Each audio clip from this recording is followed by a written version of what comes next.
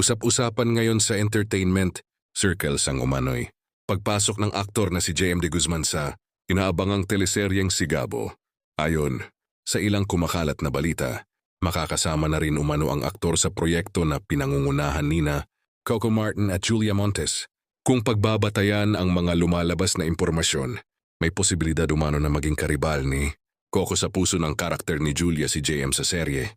Dahil dito, agad na umingay ang usapan sa social media tungkol sa posibleng love triangle na maaaring mangyari sa kwento. Marami sa mga netizen ang nagsasabing magiging interesante ang takbo ng istorya kung maghaharap sa isang proyekto sina Coco at JM, lalo na kung magkakaroon sila ng matitinding eksena sa aksyon at drama. Kilala si JM sa kanyang lalim sa pag-arte, kaya inaasahang makakadagdag siya ng bigat sa serye. Matatanda ang nauna nang ipinakilala ang ilan sa mga artistang kabilang sa Sigabo, tulad nina JC De Vera, Sue Ramirez at Joey Marquez.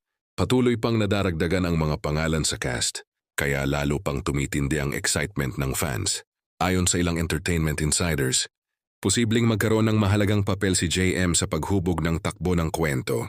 Hindi man malinaw kung bida, kontrabida o anti-hero ang kanyang karakter, siguradong magiging mahalaga ang kanyang presensya sa serye. Sa ngayon ay wala pang opisyal na kumpirmasyon mula sa production team ng Sigabo tungkol sa detalye ng karakter ni JM. Gayunpaman, kung tuluyang makumpirma ang kanyang paglahok, tiyak na mas lalo pang aabangan ng mga manonood ang naturang teleserye.